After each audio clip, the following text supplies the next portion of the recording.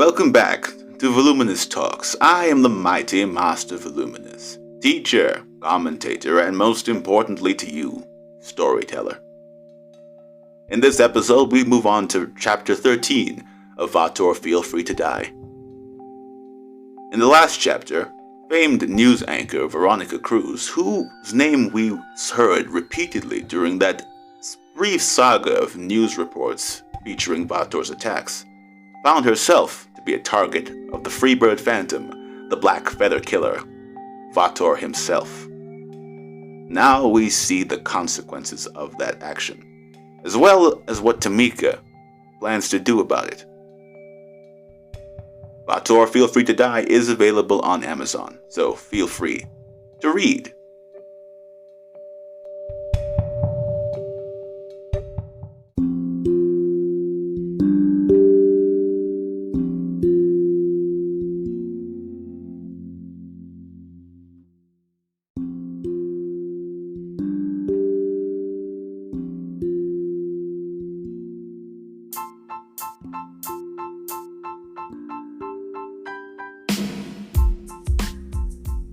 Chapter 13. Do we run it?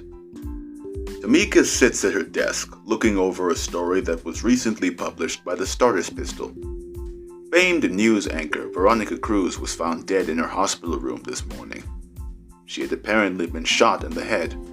This came after she had been attacked by the Black Feather Killer, or Vatour, as he had apparently called himself, in her own house last week. Her kneecaps had suffered open fractures. She was unconscious and tied to a kitchen chair, but alive. She had undergone surgery almost immediately. A week later, Veronica Maria Cruz is dead, and the journalistic community, Tamika included, is taking it rather personally. I tell you, this freak's gotta be stopped, comes a voice from behind her. She turns around to see the editor-in-chief, her boss, Gretchen Colbert. Who knows who he'll target next? Tamika nods gravely. It's beyond disgusting, she says. While Tamika and Cruz had anything but respect for each other, she was still a journalist. Damn it, she was a person. A human being, and she certainly did not deserve to have her kneecaps shattered like fine china and shot in the head while she was recovering. Wasn't it enough to cripple her? He waited until there was some kind of hope that she might walk again to finish her off, shooting at her through a window no less. Which is why I wanted to talk to you. In my office, please. Tamika gets up, a little uneasily, and follows the middle-aged woman to her office. It is large, with bare beige-colored walls. A chestnut desk sits in the middle of it. A large window allows light to enter from behind the desk. Colbert sits down on the black leather office chair behind her desk and gestures for Tamika to do the same. The young journalist obliges. I've thought about your request, Colbert begins, her tone revealing nothing negative or positive for that matter. Colbert does this every time, never getting your hopes up nor dashing them. It can be both frustrating and nerve-wracking. Now, before I give you my answer, I want to know why you want this. Why you think we should spend time on this story. Once again, her tone and her face reveal nothing. This is a test, one that Tamika is prepared for. She simply says, I have to do this, Chief. Tamika's piercing teal eyes meet Colbert's wizened green eyes, and the editor smiles. All right, Ivanov, the story's yours. Just don't bite off more than you can chew. I thought that came with the territory. Tamika smirks before leaving. Crazy kid, Colbert comments. She then smiles. Reminds me of myself. Tamika makes it back to her desk just as her partner walks in. So, Cage, did you get what I asked?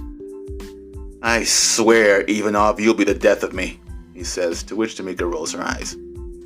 Anyway, I found a guy who works at a nightclub near the southeast block. Says he has some information on our feathered friend, but it'll cost us. Tamika sighs. She was expecting as much. How much? 500 hetso. 500! He was going to charge twice that initially. Kakiso then smirks. But I used my signature charm to get him to take it down a notch. Tamika raises an eyebrow, her skepticism apparent. Look, it was the best I could do. Take it or leave it.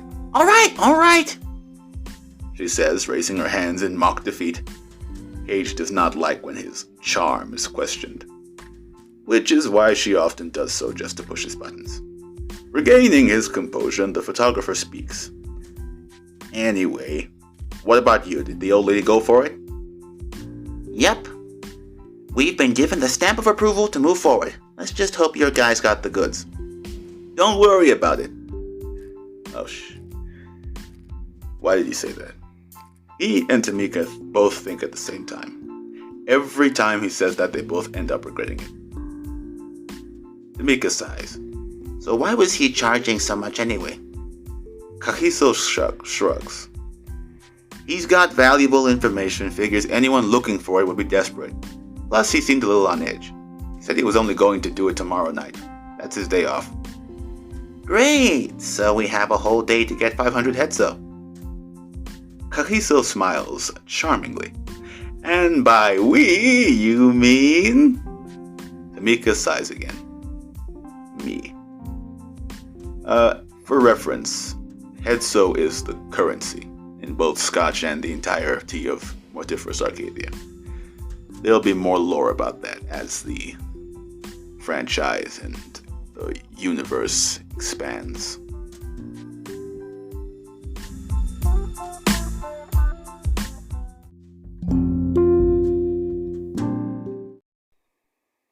That was a pretty short one. You know what's funny? When this book was just a series of blog posts, this chapter, chapter 13, this very one, was once the most read chapter in the history of the story. It was crazy. No other chapter had reached it before or after up until chapter 20. And then chapter 20 just got insane numbers. We never really understood why. So perhaps you can tell us by private message or a comment, whatever other communication. So, Tamika and Kakiso has found someone with information on Vatour. I am very interested in what this information might be. Unless it's a dud. You know, some people will do anything to get some money. Well, see you next week then. Goodbye, listeners. Yeah, no evil laugh this time. Sorry. I'm just kidding.